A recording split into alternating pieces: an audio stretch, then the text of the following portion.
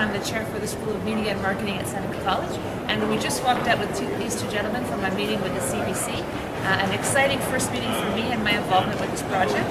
I think we sparked some interest. I think we opened some doors. I think I saw his mind rolling with some ideas, and I think that there could be some good things coming out of this meeting with this organization. I'm Peter Carr from the University of Waterloo. We've just come out, as Marianne has said, from the meeting with the CBC. A number of ideas were discussed, and I think we had a good, what we'd call, I guess, an initial meeting. And now we need to regroup and determine how we're going to move forward. But some opportunities. Good morning, Gladstone. Good morning, George. Please tell us what your role is and who you are. Yeah, so my name is Gladstone Grant, and I'm a Vice President of Developer Platform Evangelism Group at Microsoft Canada. And my role is really to connect with all the technical audiences in Canada to help them make the right decisions around technology and be successful with the Microsoft platform. Oh, great. And now how does that relate to coming here today at 1 Million Acts of Innovation and what you see as the opportunities for Microsoft and your role in Microsoft? There's a lot of overlap. One of the things that certainly my passion and my organization's passion is really around fostering innovation within Canada. We really want to contribute to and add to that digital economy, if you will, to ensure that our technical audiences have the right tools, programs, and technology to help them to drive innovation. And so when you think of 1 Million Acts, it's a great organization that is supporting, it's a movement around innovation. We want to make sure that we're supporting organizations like that to help their membership and help individuals that are part of that ecosystem to understand the various resources that are there to help them to be successful. Well, that's great. Now, how do you tie this then to innovation and competitiveness are often tied very closely together? How would you relate that to the competitiveness and Canada as a country where there is some concern that we're losing some of our competitiveness or competitive edge? Yeah, I think it's a well-known fact that innovation is key. It's not optional. As I mentioned before in my quick pitch, it is imperative that companies understand that you have to innovate. You have to come up with what is the next, next product, next evolution of what you're doing that you bring into market. Especially in this day and age when we know that it really is a consumer-driven economy, if you will. Consumers, certainly as relates to technology, consumers are really asking for the latest in technology. They want to be able to move forward very quickly, and so you have to be innovative as a company. And then you kind of extrapolate that up to you think of Canada being a lot of organizations, both large and small, and startups. And we work across all the ranges, all the different companies to ensure that they have the right set of technologies to ensure that they are innovating and being competitive. That's great. One other question.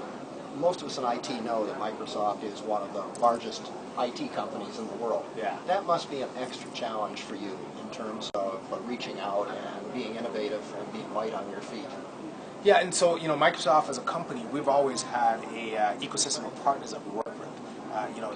Really our vision is to provide the best software and services. And why don't you introduce yourself to the audience there, who you are and what you do?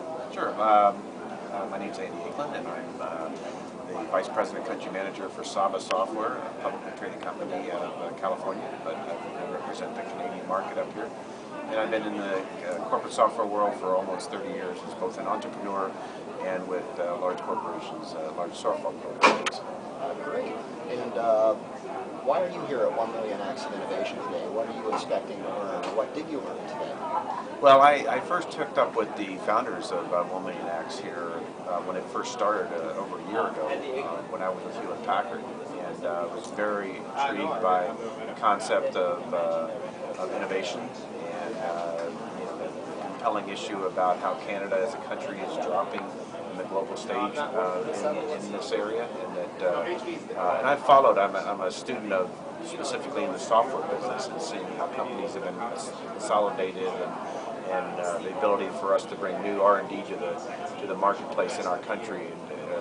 And so that's why I jumped in as both a kind of a seasoned business person in technology, and as well a very strong interest in seeing what the students of the world are, where they're coming from.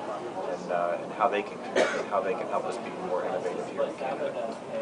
Well, talking about being more innovative in Canada, I guess one of the things which I find interesting is that Canada is a somewhat different market than the rest of the world in terms of your business software and also in the use of IT technology in general.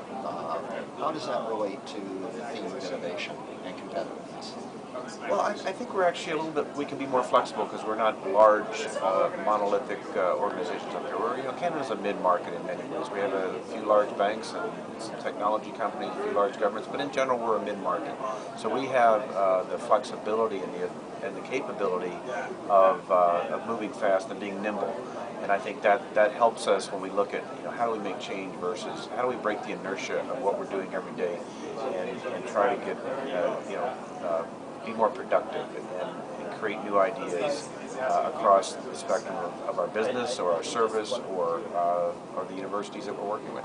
Okay, and you see the 1 Million Acts of Innovation as one of those platforms to try to discover and expand those relationships then?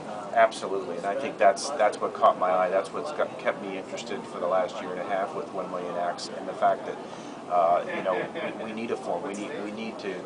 If we didn't do anything, nothing would get done.